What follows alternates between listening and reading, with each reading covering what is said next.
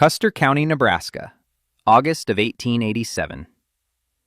The land was a promise, spoken in a language the sky did not understand.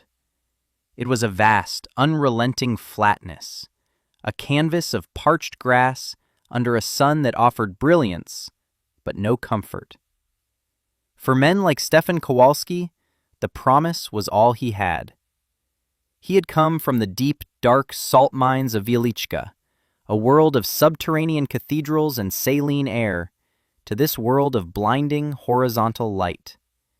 He had traded a life defined by depth for one defined by distance, and in the trade, he had lost his wife, Marta, to a fever that burned as hot and as quick as a prairie fire. Now, all that remained of his family was his 7-year-old daughter, Anya, and all that remained of his savings was a receipt for 160 acres of dirt that refused to hold a tree. The homesteading laws were clear and unforgiving. To prove up and receive the deed to the land, he had to build a dwelling and cultivate a portion of his claim. The dwelling was the immediate challenge. The nearest stand of usable timber was a 2-day journey away, a journey he could not afford in time or money. His neighbors, mostly stoic Germans and ambitious Irishmen, were building sod houses. They sliced the prairie into thick, root-matted bricks, which they called Nebraska marble, and stacked them into stout, dark walls. It was the conventional wisdom, the only wisdom available. Stefan watched them work. He saw the sweat and the strain, and he saw the flaw. He saw it with the eyes of a man who understood the earth not as a surface upon which to build, but as a substance with its own properties, its own memory of heat and cold. A sod house, he knew, was a compromise. It was better than a tent, yes. The thick walls offered some insulation against the wind, but it was still a structure sitting on the prairie, exposed to every assault the Nebraska climate could muster.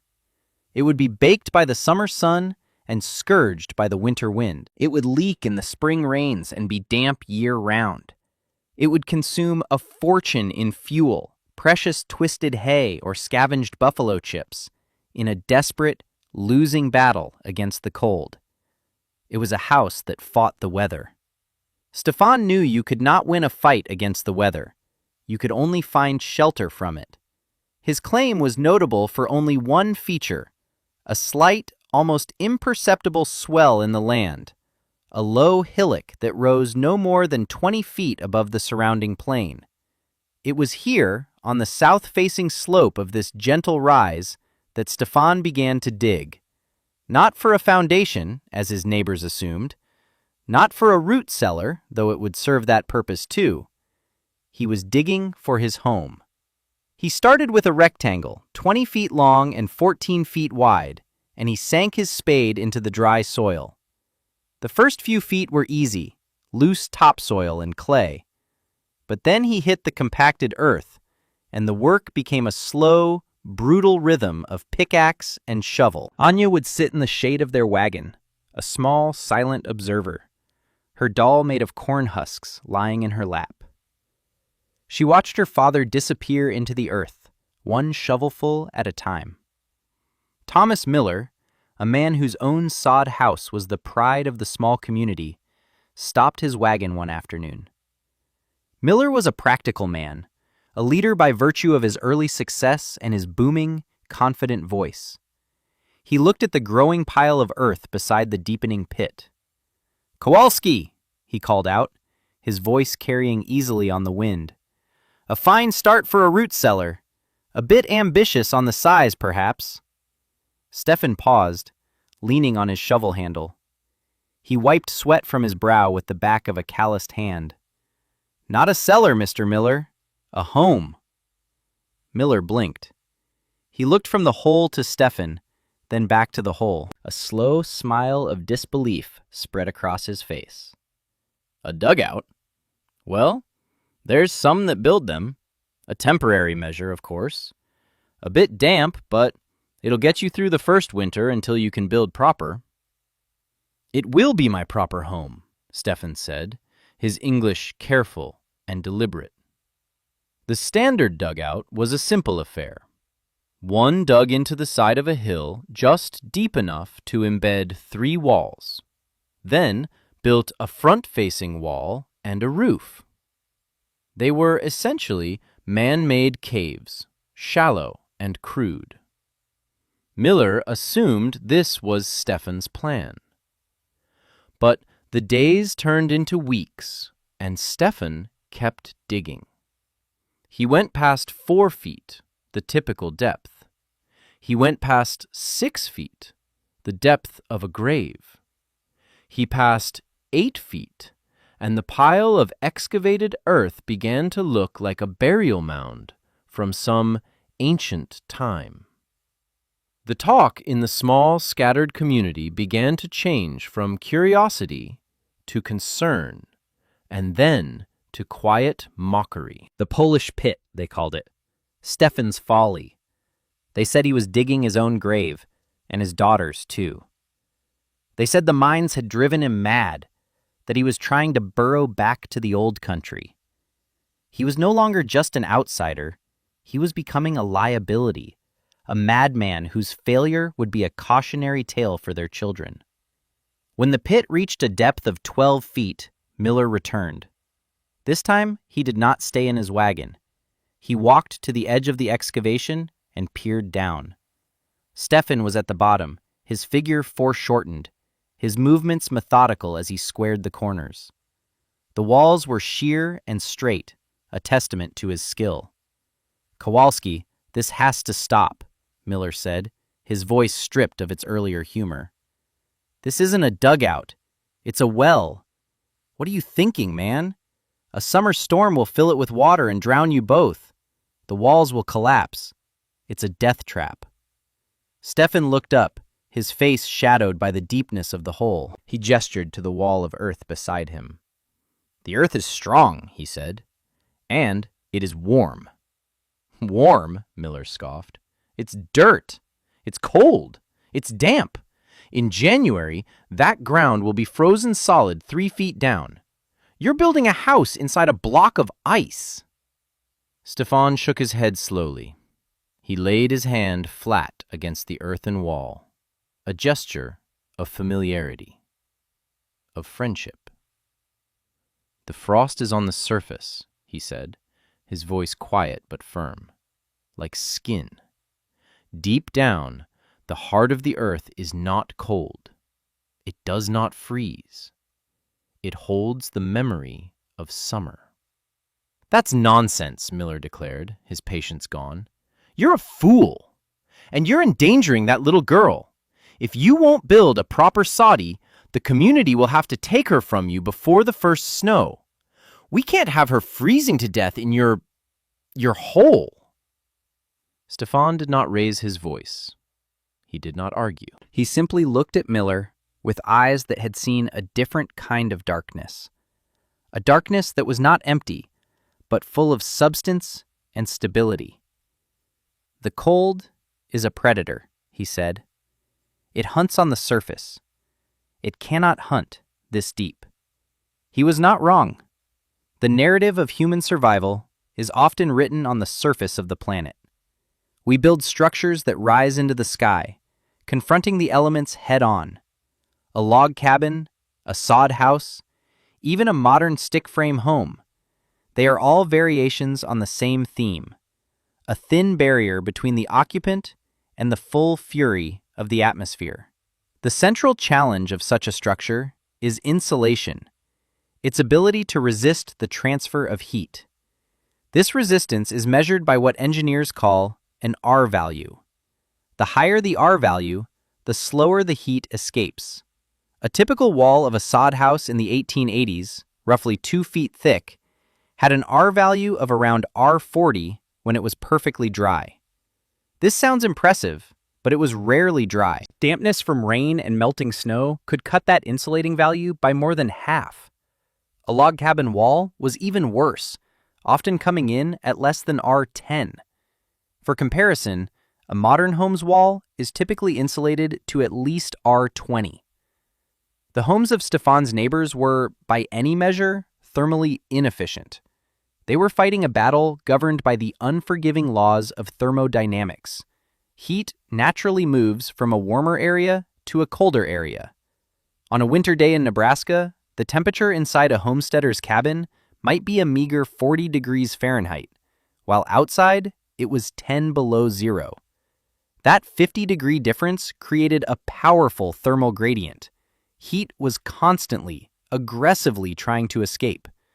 It fled through three primary pathways: conduction, convection, and radiation.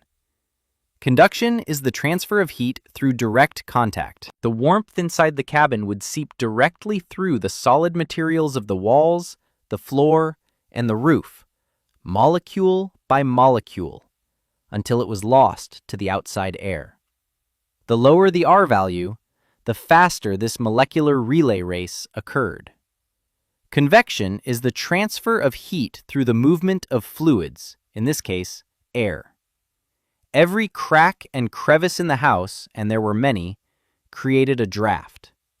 Warm air, being less dense, would rise and escape through gaps in the roof or ceiling, while cold, dense air would pour in through cracks near the floor, chilling the occupants' feet and creating a constant, miserable cycle of air movement. Finally, there was radiation. Every object emits thermal energy. A cast iron stove radiated heat, warming any person or object in its direct line of sight. But the cold interior walls of the cabin were also radiating, or more accurately, they were absorbing the radiant heat from the stove and the occupants, acting as a thermal sink. To sit near a stove in a poorly insulated house is to feel this battle firsthand. One side of your body is roasting, while the other side, facing the cold wall, is freezing. It was an exhausting, inefficient, and profoundly wasteful way to live. The homesteaders were essentially trying to heat the entire state of Nebraska, one armload of twisted hay at a time. Stefan Kowalski understood this battle on a primal level, not through the language of physics, but through the lived experience of the mines. He was bypassing the fight altogether. His strategy relied on a different principle, a principle modern engineers call geothermal stability. The surface of the Earth is subject to wild temperature swings, but the Earth itself has immense thermal mass. This means it can absorb and store a huge amount of heat energy without significantly changing its own temperature. Below a certain depth, known as the frost line, the temperature of the ground remains remarkably constant year-round. In Nebraska, this Earth-sheltered temperature is approximately 55 degrees Fahrenheit. Thomas Miller was right that the ground would freeze 3 feet down. What he failed to comprehend was that Stefan was not living in the top 3 feet. By digging his dwelling 12 feet into the earth, Stefan was placing his family not inside a block of ice, but inside a massive, perfectly regulated thermal battery. The surrounding earth would not be stealing heat from his home, it would be giving it heat. Or, more accurately, it would be holding his home's temperature at a stable baseline of 55 degrees. The battle was no longer about raising the temperature from 10 below zero to a livable 65 degrees, a staggering 75-degree differential. For Stefan, the challenge was merely to raise the temperature from 55 degrees to 65 degrees, a tiny, easily managed 10-degree differential. The Earth itself was providing the first 65 degrees of heating for free. The walls of his home were not a thermal leak. They were the source of his stability. They were insulation with a near infinite R value. He finished the excavation in late September. He had created a rectangular cavern with perfectly vertical walls. From his mining knowledge, he understood the importance of preventing collapse. He spent a week plastering the earthen walls with a thick layer of clay mixed with prairie grass, a technique he had seen used to seal shafts. When it dried, it was as hard as brick, creating a smooth, stable, and surprisingly beautiful interior surface that was also an excellent vapor barrier. For the roof, he laid thick cottonwood beams he had managed to trade for. Across these, he layered willow branches, a thick coating of hay, and finally, the original sod bricks he had cut from the surface.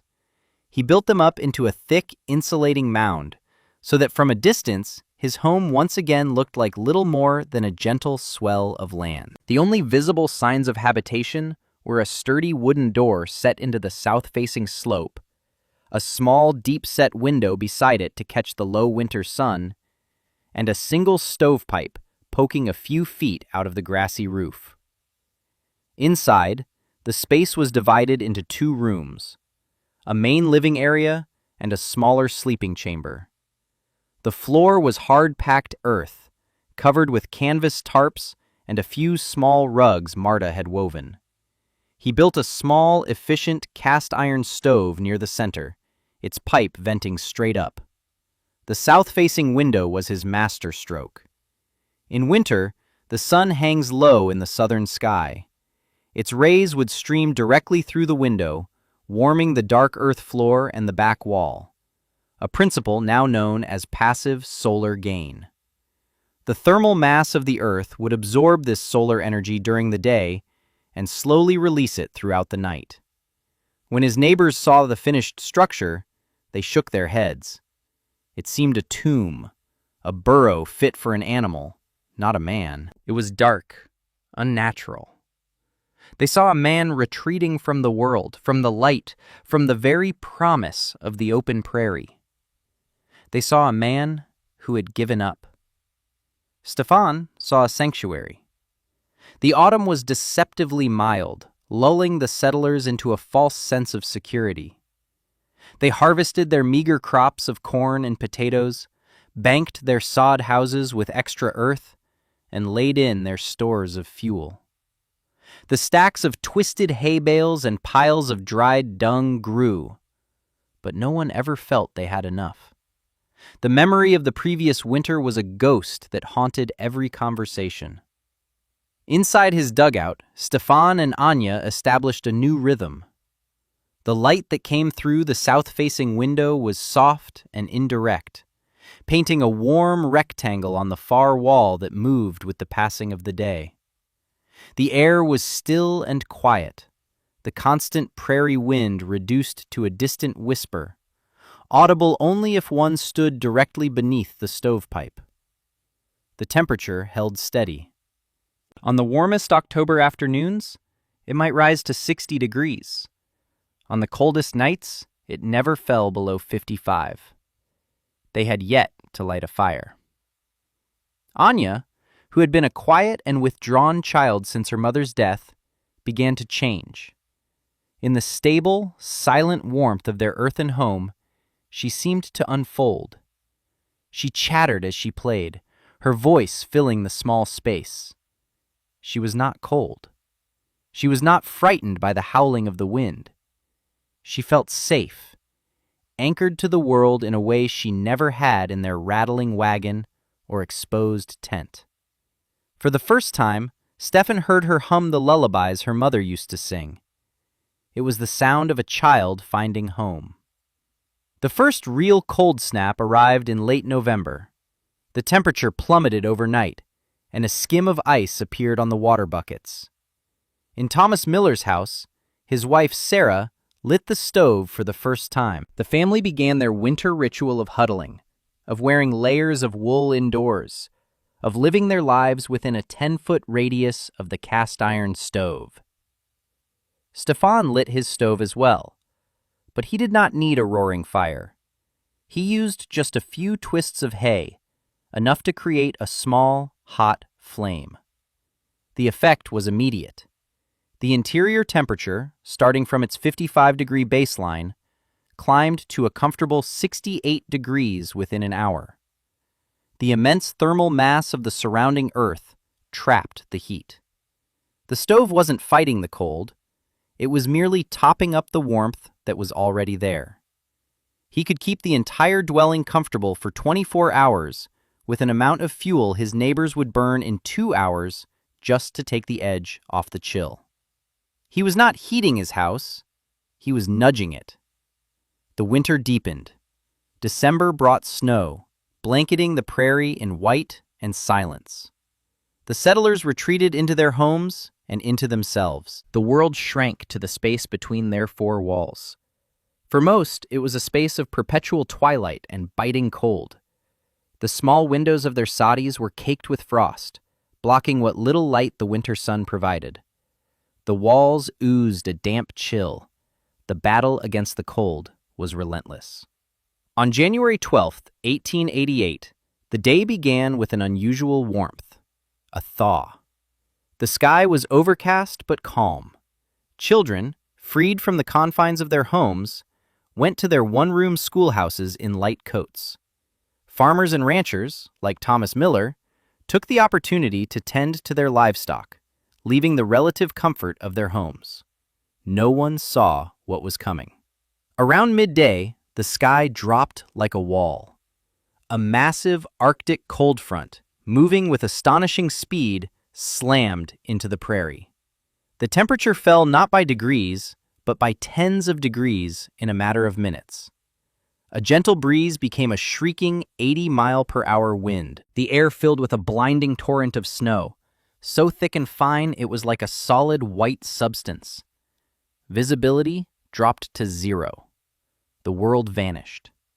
It would become known as the school children's blizzard, a storm of legendary ferocity that caught thousands of people unprepared and exposed. It was a storm that old-timers would reference for decades, a new benchmark for nature's fury.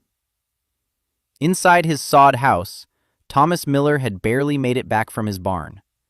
The door slammed shut behind him, and he had to brace his full weight against it while he dropped the thick wooden bar into place. The wind screamed at the house, a physical presence that seemed determined to tear it apart. Snow, as fine as flour, blasted through invisible cracks in the walls and around the window frames, coating everything with a layer of white dust. "More fuel, Sarah!" he bellowed over the roar of the wind.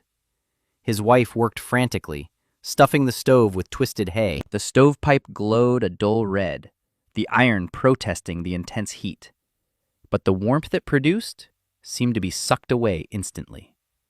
The room was getting colder. Miller could see his breath. His children were huddled together under a pile of blankets, their faces pale with fear. He went to the wall and placed his hand against the sod.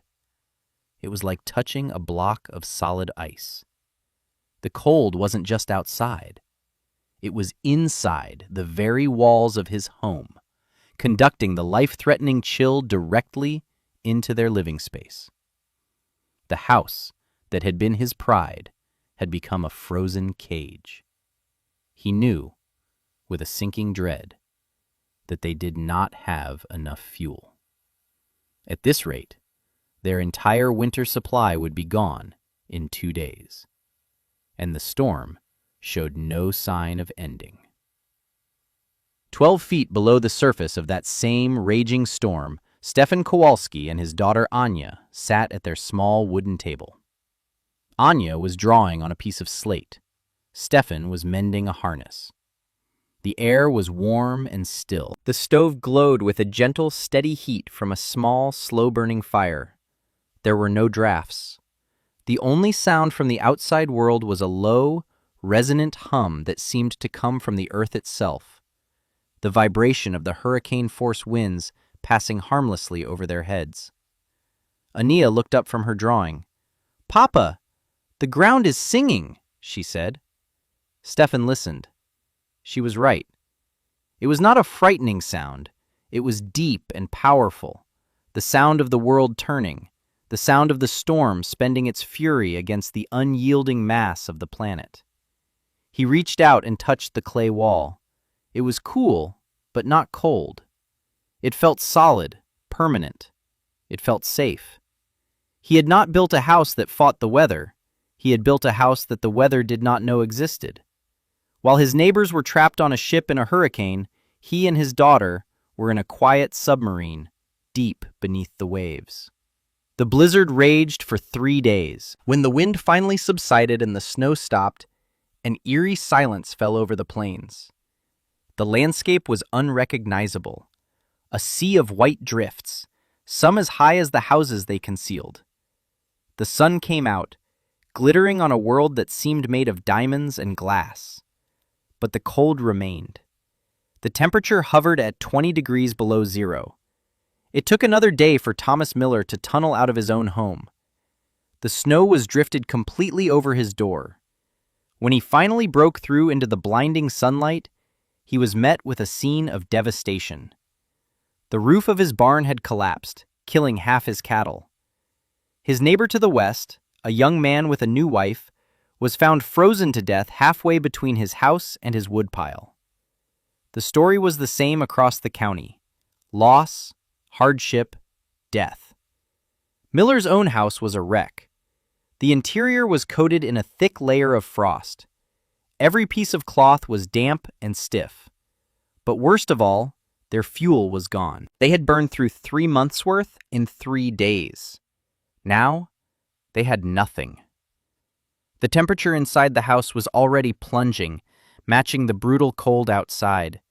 His children were shivering uncontrollably.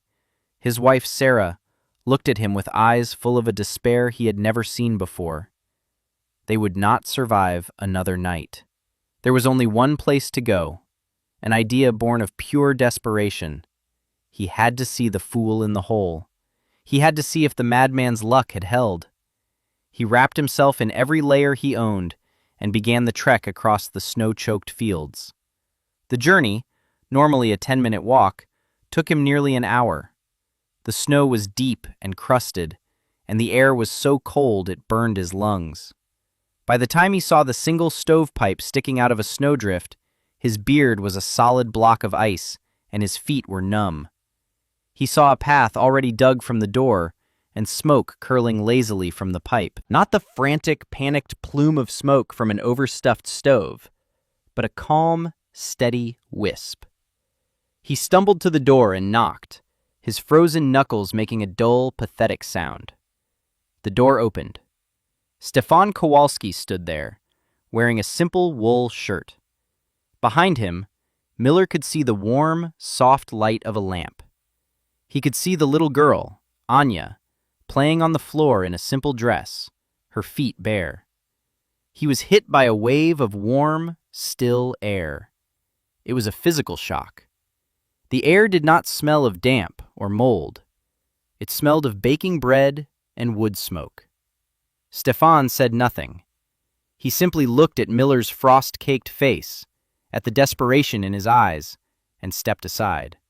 Miller stumbled down the 2 earthen steps into the main room. The warmth enveloped him. It was not the scorching, dry heat of a roaring stove, but a deep, pervasive, gentle warmth that seemed to emanate from the very walls. He took off his gloves and held his hands out, expecting to find a fire. The stove was there, but the fire within it was small, a bed of glowing embers. It could not possibly be producing this much heat. He walked, dazed, to the far wall, the smooth, hard-packed clay wall that was buried under 12 feet of frozen earth.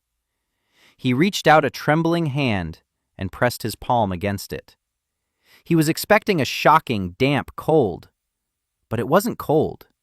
It was cool, yes, but it was a living coolness. There was no frost, no dampness. It felt stable, solid. He could feel a faint, almost imperceptible energy in it. It was the feeling of the Earth's own deep, abiding temperature. He finally understood. Stefan hadn't built a house in a block of ice. He had built a home inside a blanket woven from the earth itself.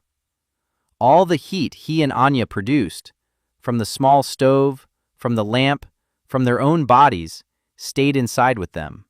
It had nowhere to go. The earth held it, cradled it, reflected it back at them. Miller turned to look at Stefan, the Polish miner, the fool, the madman. He stood by the table, his expression unreadable. There was no triumph in his eyes, no hint of, "I told you so." There was only a quiet, patient stillness. Tears welled in Thomas Miller's eyes and froze instantly on his cheeks. All his confidence, all his conventional wisdom, all his pride had been stripped away by the storm. He was left with one simple, brutal truth. His way had failed, and his family was going to die. This man's way had succeeded, and his family was thriving. "Kowalski," Miller whispered, his voice cracking. "My fuel, it's gone. The children, they are so cold." He did not have to say more. The plea was in his broken posture, in the utter defeat on his face. Stefan nodded slowly.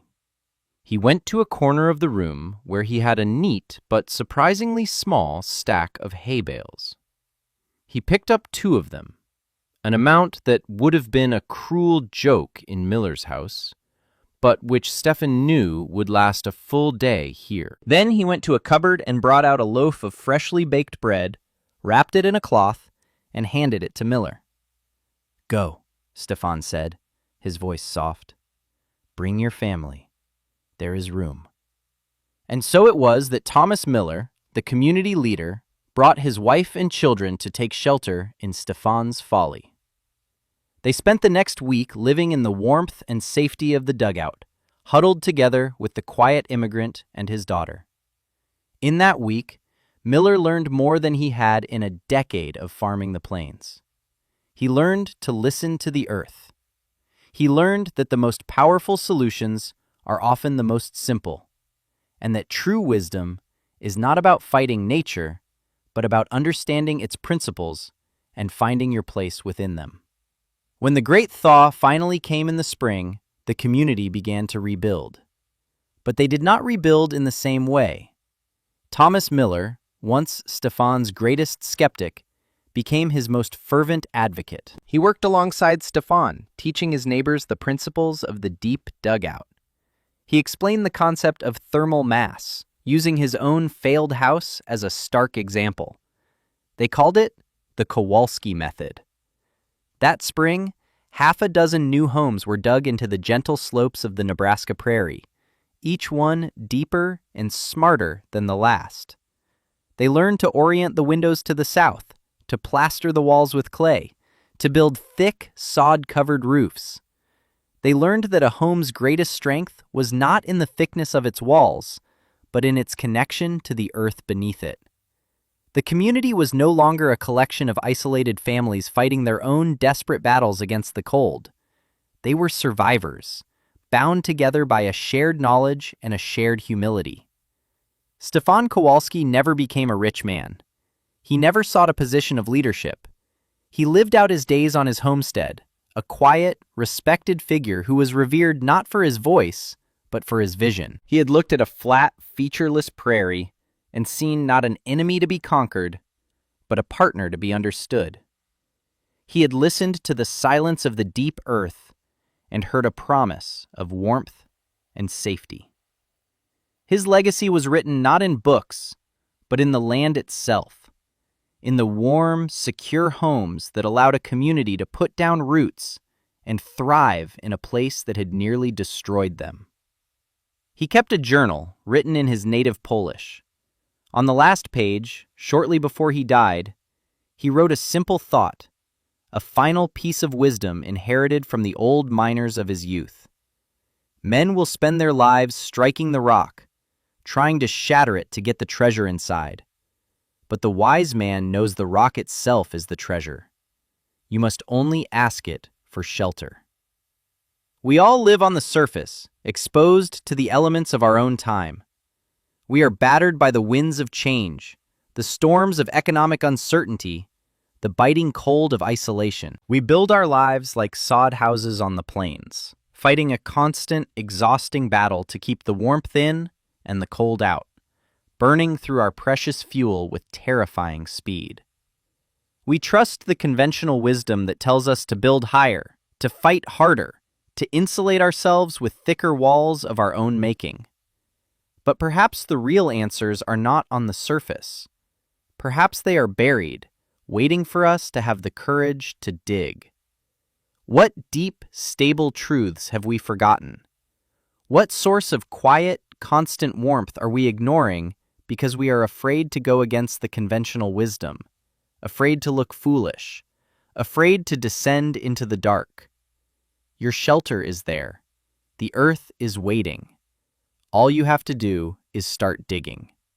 This story is a historically inspired reconstruction. The characters are fictional, and their actions are a dramatic interpretation of historical possibilities. The content provided is for inspirational and entertainment purposes only, and does not constitute professional architectural, engineering, or survival advice. Always consult with qualified professionals before undertaking any construction or survival-related activities.